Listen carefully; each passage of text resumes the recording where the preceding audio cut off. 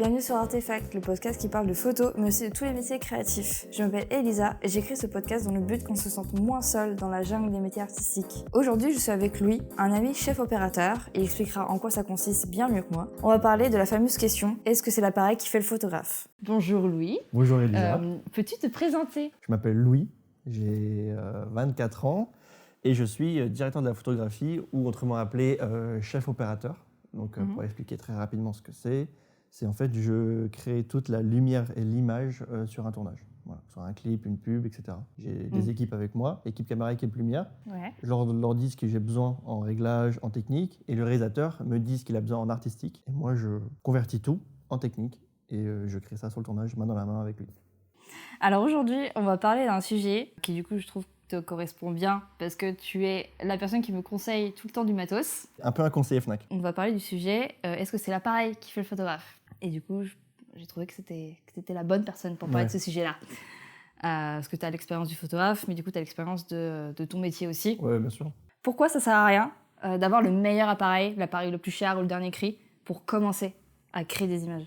Alors pour moi, c'est pas forcément pertinent d'avoir un gros boîtier photo, par exemple, je sais pas moi, un R5, un R6, des trucs à plus de 1500 euros Pour commencer. Pour commencer, parce que faut déjà être sûr que t'aimes ça.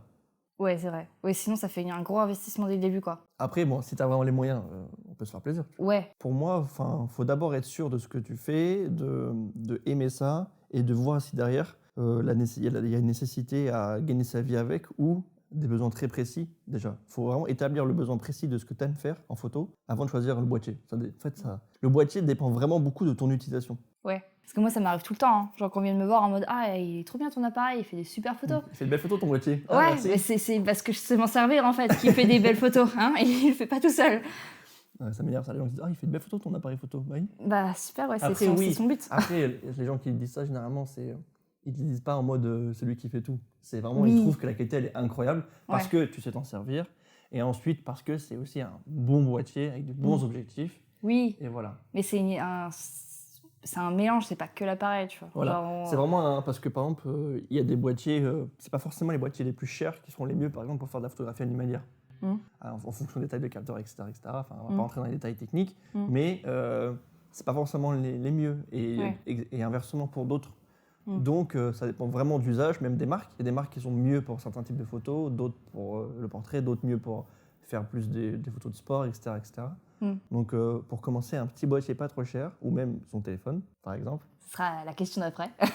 Et voilà, il faut vraiment déjà apprécier ça. Et puis dès le début, c'est plus important d'avoir un bon objectif qu'un bon boîtier. Parce qu'avec un boîtier à 400 € et un bon objectif, on peut avoir des super rendus.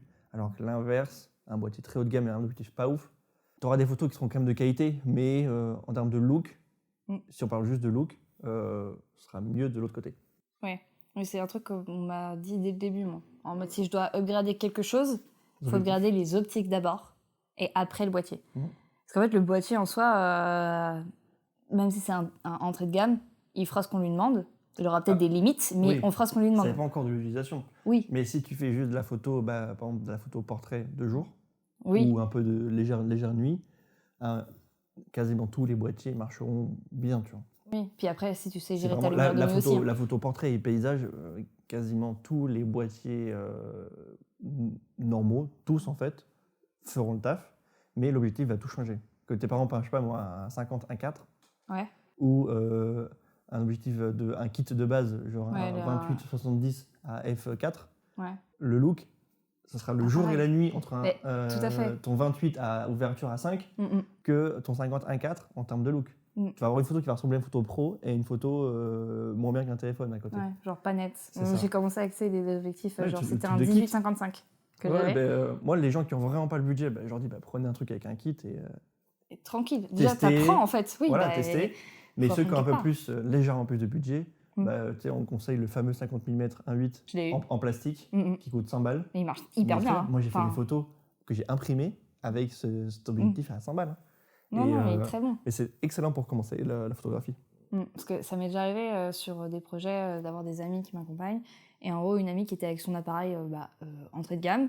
Et en gros, elle avait le fameux pas du tout, 18-55. Oui, le Et fameux du coup, de Canon. Voilà. Et en fait, j'étais en test sur le 24-70. Sigma me l'avait prêté pour que je puisse le tester. Donc j'ai fini par l'acheter après. Donc mon 35 mm était dans mon sac. Donc je lui ai dit, mais prends le 35 et teste. Et tu vas voir. Le jour et la nuit, quoi. Elle était en mode, mais il est trop bien l'objectif. Je redécouvre la photo. Genre. Exactement. Elle a redécouvert l'appareil en fait qu'elle avait, alors que c'était Même un 1200D de chez Canon. Et je crois que c'était ça. Un truc nul qui coûte 220 €. J'ai commencé avec celui-là. Mais oui, mais... J'ai commencé avec celui-là. Alors, j'arrivais pas à faire des photos nettes, malheureusement. Je sais pas comment je faisais. C'était pas net. J'avais beau mettre une vitesse de ouf, c'était... Même le sujet... Alors, je prenais des chevaux qui bougeaient. Aussi. Oui, bon. Il y avait aussi ce côté-là. Ouais. L'autofocus qui n'est pas fou non plus. C'était flou. J'étais mais comment ça, c'est flou. Genre là, aujourd'hui, j'ai repris des anciennes photos parce que j'ai envie de faire des albums photos perso pour toutes les années, tu vois. Et j'ai repris mes toutes premières photos. À l'époque, je pensais qu'elles étaient bien nettes, en mode waouh. La progression. Et j'étais du coup, entre la différence d'apprentissage et de compétences que tu as pris avec le temps et de matériel aussi, qui a évolué entre tes débuts. Même moi, quand je regarde mes débuts en photo, j'ai commencé moi avec un Canon 50D. Ok. Tard à l'époque. Ouais. Et le boîtier est sorti à 10 ans. J'ai regardé il n'y a pas longtemps, il est sorti à 10 ans ce boîtier. Et moi, je l'avais eu il y a 7 ans. Ouais. Et encore, je crois qu'il était déjà super vieux quand je l'ai eu. C'était un pote qui le vendait chez Doka, je sais pas quoi, donc on me l'avait acheté. Et j'ai commencé la photo un peu plus sérieusement avec ça. Ouais. J'avais un 18-250. Oh putain. Comme objectif. Ah ouais. Le truc bien entre où tu sais pas ce que tu vas faire avec. Ouais, tu fais tout. Ouais, du coup, et la photo de surf avec. Ouais, super. Donc moi, je prenais mes potes en photo qui faisaient du surf, etc. J'ai commencé comme ça. Et mes premiers shooting portraits. Et en fait, j'ai pu commencer à progresser fort parce que c'est un boîtier qui était en fait de la catégorie pro, mais il y a très très longtemps. Donc, il y avait le mode automatique, il était nul, il marchait pas. Ouais. Donc, j'étais obligé d'être en manuel. Ouais. Donc, j'étais obligé d'apprendre dès le début l'exposition, la vitesse d'obturation, l'ouverture, les ISO, tout. Donc, j'étais obligé d'apprendre dès le début comment ça fonctionne bien, et les cas de figure, etc., pour apprendre la photo. Et je pense que j'ai appris plus vite. Parce que j'étais obligé, en fait. J'ai pas le choix, je suis obligé de régler chaque photo indépendamment. Ouais. Donc, et en plus, il y avait le retour live de l'image sur l'écran où tu peux régler un peu. Ouais. Ça marchait pas très bien. Ouais. C'était pas ouf à l'époque. Oui, donc il fallait que tes réglages soient bons. Voilà, il fallait apprendre à régler dès le début, etc. Donc, moi aussi, à partir du moment où je me suis dit, tiens, je vais faire un peu de photos, j'ai enlevé les modes auto. Je suis partie sur le manuel, j'ai mis le petit M et j'étais. Et en plus, tu vois, nous, c'était dur. Nous, on a commencé sur du réflexe. Oui. Donc, le réflexe, quand tu regardes dans le viseur, tu vois à travers son objectif. C'est tout. Donc, c'est tout. Tu vois la lumière réelle, en fait. Oui. Quasiment. Donc, si ta photo n'est pas bien exposée, tu as trop ou pas assez d'ISO, tu le vois pas, ça. Tu le vois qu'après. Ouais. Alors que maintenant, avec les hybrides, c'est tout. Avec l'hybride, c'est tout en temps réel, etc. Ouais. C'est bien plus performant, mais commencer avec un réflexe, c'est cool. Bah oui, parce qu'au moins, tu comprends l'exposition. C'est ça. Alors, la question d'après. Alors, celle-là va durer longtemps. Celle-là, ça va être la plus longue, à mon avis. Le téléphone peut-il remplacer l'appareil photo ? Parce que maintenant, les téléphones sont très très bons. Oui. Moi, dans mon cas, je pense, mais pas partout. Encore une fois. Ouais. Pas dans oui et non. Alors, oui, pour tous les gens qui ont juste une appétence, une appréciation de la photo. Ouais. Et des gens qui veulent en faire de manière beaucoup plus sérieuse, non. Oui. Ou qui gagnent leur vie avec. Et encore. Ça dépend de ce que tu fais. Oui. Mais je pense que tous les gens lambda qui font un peu de photos par-ci par-là, qui aiment l'image, que ce soit même juste pour du réseau social, ou du paysage ou des vacances. Moi, il y a énormément de gens qui viennent me voir en DM très régulièrement. Ouais, Louis, je pars en road trip ou en voyage. J'aimerais bien avoir un appareil photo. Qu'est-ce que tu me conseilles ? La première question que je leur demande, c'est t'as quoi comme téléphone ? Ils me disent je sais pas, moi j'ai l'iPhone 14 Pro. Prends pas d'appareil photo. Ton boîtier, ça va te prendre 1 kg dans ton sac, minimum, plus beaucoup de place. Alors que tu as un téléphone sur toi qui marche de tonnerre. En plus, les derniers, tu as 48 mégapixels, tu as 3 objectifs. Enfin, si tu veux la même chose en boîtier photo compact de voyage, ça n'existe pas. Ou alors, tu as un sac exprès où ça prend beaucoup de place. Ouais. Et c'est pas aussi efficace. Genre. Ton téléphone, tu le dégaines, tu as une performance en basse lumière monumentale. Très bonne, ouais. Moi, même avec des boîtiers photo genre AR6 comme le tien, parce qu'on va parler d'un boîtier que tu connais très bien, en montée d'ISO, le téléphone, il Mais il est très bon aussi. Hein. Oui, mais le téléphone, il te bat, genre. Je sais pas, hein, le R6 c'est bon. Hein. Mais en fait, l'avantage, c'est que oui, mais toi, tu seras obligé de baisser ton shutter de fou. En fait. Ouais, oui. Sauf que du coup, tes photos, si ton sujet bouge un minimum, elles seront pas nettes. Parce que tu seras obligé de monter à 1/300e ou 1/250e. Du coup, monter encore plus les ISO. Ouais. Et là, t'es mort, en fait. Ouais, alors que l'iPhone, non. Lui... Ok. Parce qu'avec toutes les stabilisations, l'intelligence artificielle, le traitement logiciel, tout ce qui est. Parce que l'appareil photo, ça te sort une photo brute avec quasiment aucun travail dessus. Un peu de réduction de bruit si on l'active dans l'appareil photo, mais quasiment aucun traitement dessus. C'est nature, vraiment pour 100% de la qualité. Alors que le téléphone, il la traite de fou. Oui, il la traite d'abord. C'est ça. Donc, tous ces traitements font que ça te sort une photo ultra qualitative. En plus, avec le mode pose longue. Je te mets au défi de faire une photo, je sais pas moi, de la Tour Eiffel à 5 secondes d'exposition à la main. Et ça tremble, ça marche pas, c'est pas net. Même si ta beau être la personne la plus stable de la planète, que tu fais 150 kg et que tu tiens ton boîtier contre ton torse, ça marche pas. Ce sera jamais aussi net que lui, il fait des pauses longues de 10 secondes à la main levée, bout de bras, et c'est net. C'est vrai que j'en fais, ça m'arrive. Et c'est incroyable. Et juste ça, en fait, c'est juste imbattable pour moi, pour ce genre de cas de figure. Après, pour toi, par exemple, où c'est ton métier, la photographie, moi, non, c'est juste ma passion, c'est ce que j'en fais à côté, c'est pas mon métier principal, mais c'est vraiment pour du kiff. Et ben moi, pour du kiff, j'ai un vieux boîtier, j'ai un Canon 6D. C'est le premier, plein format abordable de l'époque, en fait. Et ça marche très bien, tu vois. Même des fois, je fais des contenus pro avec, mais je le sors jamais. Je mon téléphone. Ouais. Je sors jamais parce que quand je vais juste me balader dans Paris, des fois, je me dis tiens, je vais faire 2-3 photos. Je me retrouve à me trimballer mon boîtier qui fait 1,3 kg toute l'après-midi, sur le bras dans le métro et tout, c'est chiant. Je vais me prendre un café, c'est relou. Je le pose sur la table, ça prend toute la place. Et au final, j'ai fait 5 photos dans la journée. Ouais, alors que si t'as ton tel dans les mains, alors que j'ai mon tel. Déjà, en plus, le traitement est bien plus rapide à faire parce qu'en fait, un appareil, il faut que tu sortes ta carte SD. C'est pour ça, moi, je crois que je fais jamais de photos en dehors de mon taf. Oui, après, t'en fais tellement aussi. Oui, mais c'est aussi pour ça que je ne fais pas de photos. Alors, mes projets perso et mes prestats. En plus, genre, par exemple, quand je pars en voyage, j'emmène pas mon gros appareil. J'ai emmené une fois, je l'ai pris sur toute une rando à Madère. Je l'ai jamais sorti. Le seul appareil que j'ai sorti à Madère pour faire des photos, c'était mon AE1. Oui, voilà. Pour faire l'argentique. Et d'ailleurs, appareil photo argentique AE1 qui est ultra compact, très léger, et à emmener, c'est pas une galère. C'est ça. Moi, mais pareil, combien de fois je suis parti avec pour bouger, en vacances ou en voyage ou quoi, je l'ai jamais sorti. Ouais, ou alors, tu fais 4 photos, parce que tu l'as quand même dans les mains, donc tu dis, tiens, je prends 4 photos, et ces photos-là, de paysage en plus, où il n'y a pas de profondeur de champ, il n'y a rien, le téléphone, il s'en sort très bien. 1 million de fois. Bah, moi, du coup, mes seules photos de paysage que j'ai pu faire, c'est celle avec le AE1, c'est actuellement tous mes fonds d'écran. Oui. Parce qu'en fait, déjà de 1, il y a le grain et tout, le truc argentique. Puis il y a aussi plein de défauts. Parce que du coup, il me faisait il buguait un peu, machin. Du coup, en fait, t'as vraiment des défauts de bavure, de trucs de machin. Et en fait, je kiffe. C'est ce qui fait le charme de l'argentique. Tout à fait. Et du coup, c'est pour ça, c'est ça mes fonds d'écran. Voilà. Mais ouais, donc pour conclure ça un peu, le téléphone peut remplacer l'appareil photo, oui, dans certains cas, mais pas pour du professionnel. Et encore, après, on a vu des campagnes qui ont été faites par Apple, par exemple. Ils ont shooté les joueurs de l'équipe de France, où ils ont imprimé ça sur 20 mètres de large. Ouais, avec un iPhone. Ça passe très bien. Oui, mais c'est aussi parce qu'ils ont aussi mis tout ce qu'il y a autour. En gros, ils ont juste remplacé la caméra principale par un iPhone. Oui, ils ont des grosses lumières, ils ont tout. Voilà, en fait, le setup final est le même que s'il y avait une caméra. C'est juste que c'est l'iPhone qui prend le relais. Il est juste très bon, en fait. Mais après, tu as quand même 48 mégapixels. Oui. Donc, pour imprimer, ça passe très bien, 48 mégapixels. Et en plus, quand tu imprimes sur 20 mètres de large, la résolution, elle ne change pas. C'est juste que c'est tellement loin. C'est fait pour être vu de loin. Voilà, de près, c'est flou, en fait. C'est les photos de métro. Hein. Tu regardes, tu vois toutes les, de près, tu vois les pixels, couleurs. C'est ça, mais c'est fait exprès. C'est pour que de loin, ça soit bien. Que ce soit lisible. Alors ensuite, je voulais parler de qu'est-ce qui définit un bon photographe ou un bon technicien de l'image pour toi. Alors, en fait, quels sont les prérequis pour être bon dans ce métier-là, en fait, ou dans le métier de juste créer des images, finalement?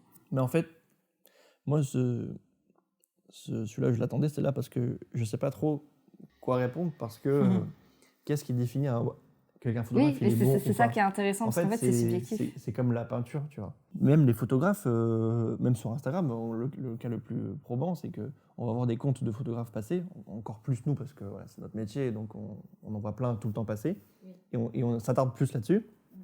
Et on se dit, mais lui, ce qu'il fait, c'est vraiment nul. Et l'autre à côté, le compte d'à côté, c'est incroyable, tu vois. Et peut-être ce sera à l'inverse pour même nous deux. Je suis sûr qu'on regarde des comptes, on ne sera pas d'accord sur la façon de shooter, etc.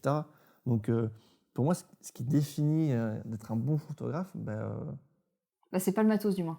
En écrivant cette question, c'était ça que je voulais. Non, parce qu'aujourd'hui. Parce qu'en fait, c'est pas le matos qui compte pour être un créateur. Je pense que c'est juste la créativité, en fait. Et l'œil. Voilà, donc je pense que tu fous n'importe quel appareil photo dans un photographe excellent, il ressortira des choses bien, plus ou moins qualitatives, techniquement parlant. La résolution, le bruit qui sera moindre en fonction du boîtier ou quoi, mais la photo derrière, elle restera la même. Parce que tu as un 35 mm qui coûte 10 € ou 5000, ça reste un 35 mm en fait. Oui, en fait le cadre sera le même. Voilà, le cadre c'est le même. Donc après, c'est toi comment tu composes ton cadre, tu joues avec ta lumière, etc. etc. Donc moi je pense que c'est juste toi, tes compétences qui fait que tu définis. Et aussi comment ça touche les gens, ce que tu fais, qui définit si tu es un bon. Après, il y a technicien d'image, c'est différent. Oui. Technicien d'image, tu vas avoir ceux qui les DIT, par exemple. Qu'est-ce que c'est que ça? Enfin, les digits. C'est ça. En fait, j'ai déjà entendu ce métier-là. Le digit, c'est le gars qui est, quand toi tu es photographe, qui a sa petite roulante à côté, ou son bureau, qui est sur l'ordinateur, et qui reçoit toutes les photos en temps réel pendant que tu shootes. Et lui, en fait, il va faire un pré-traitement des photos, avec même une retouche qui a été prévue en amont, et qui montre au client en temps réel. Ok.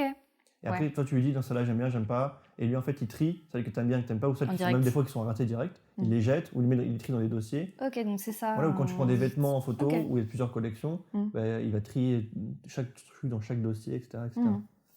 Ok, ça, je ne et sais pas. eux, c'est des techniciens purs et durs. Tu vois. Pour parler de quelqu'un de plus connu, genre Mister Fifou, le photographe de cover de France, qui shoot tous les artistes les plus connus. Par exemple, lui, il fait plus grand chose sur ses photos quand tu regardes bien. Quand tu regardes ses making-of ou comment il travaille, il a toute une équipe de DA, de techniciens qui vont créer tout le décor, la lumière, etc. Lui donne ses directives. Et à la fin, on lui file l'appareil photo qui est monté avec le bon objet, machin qui est réglé. Il vient, il appuie sur le bouton. Tu vois. Oui, mais c'est quand même lui qui a imaginé tout le reste. Bien sûr, il a donc, imaginé. Il n'est pas touriste non plus. Non, bien sûr, je dis pas qu'il fait rien. Mais après, pour en arriver là, il a fait des millions de photos avant. Tout seul, ou maintenant il peut se permettre d'avoir une équipe, parce que les projets sont de plus en plus gros et de plus en plus, donc voilà, une équipe qui facilite énormément le travail, mais derrière, c'est lui qui fait le cadre final.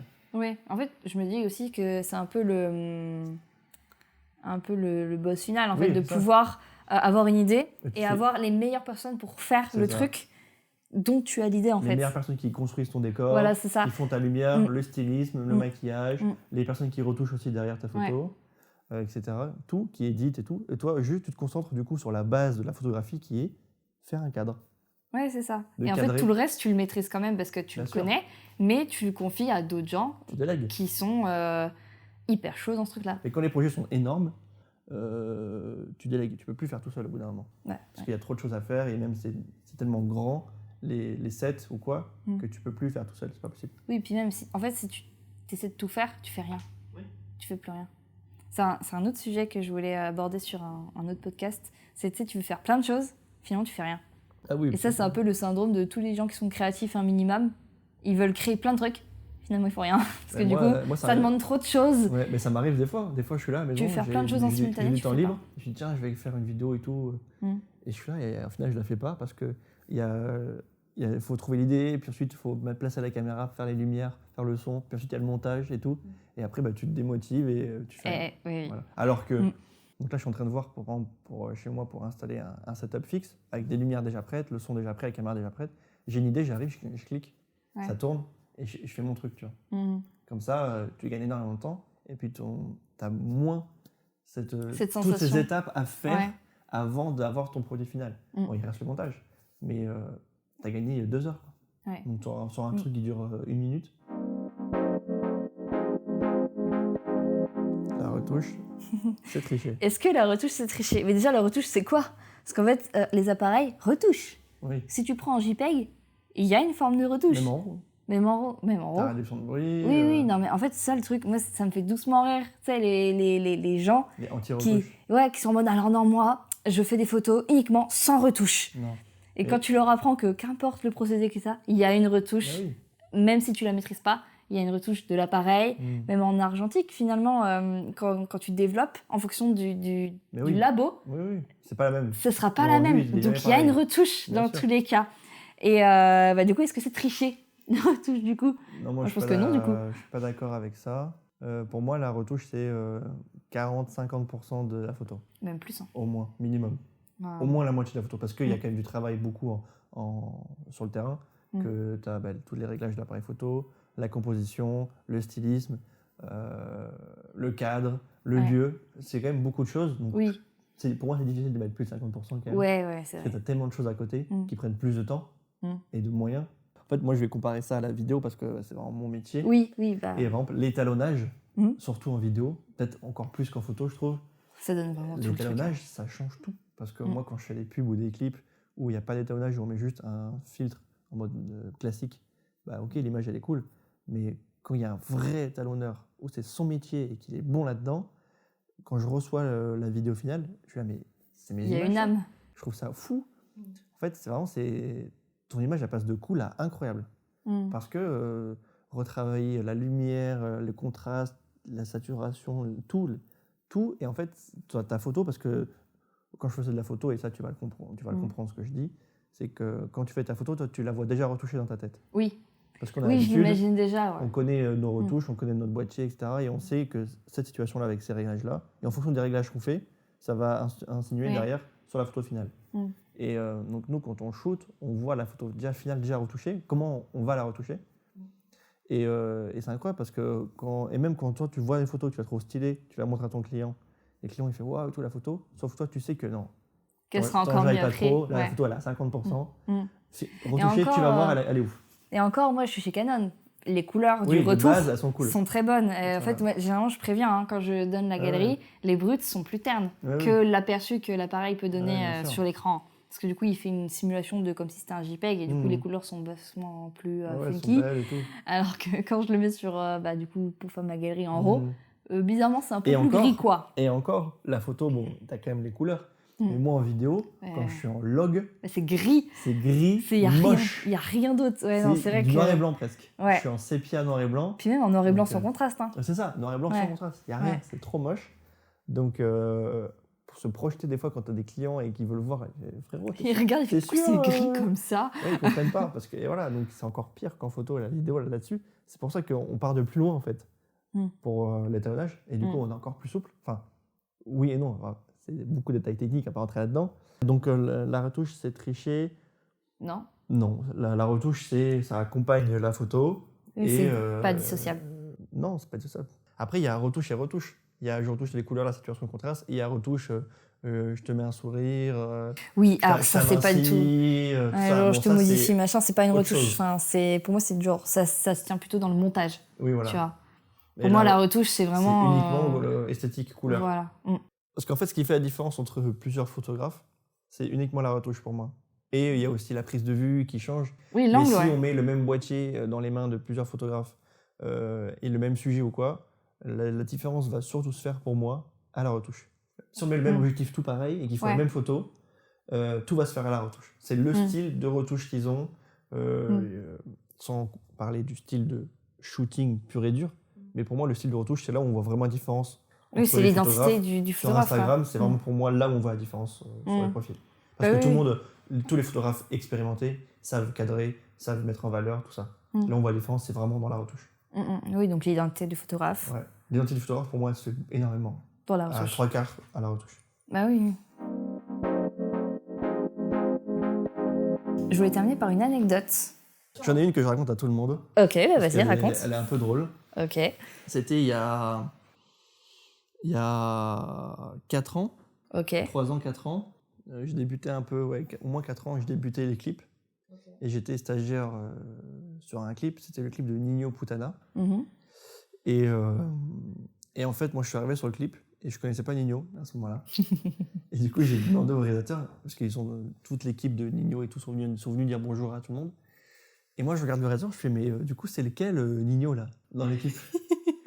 le gars, il me regarde en mode, mais quoi? T'es qui, toi? Sérieusement, mec? Après, le réalisateur, je le connaissais déjà. Donc, c'est pas un gars, je pouvais me permettre de rigoler un peu, tu vois.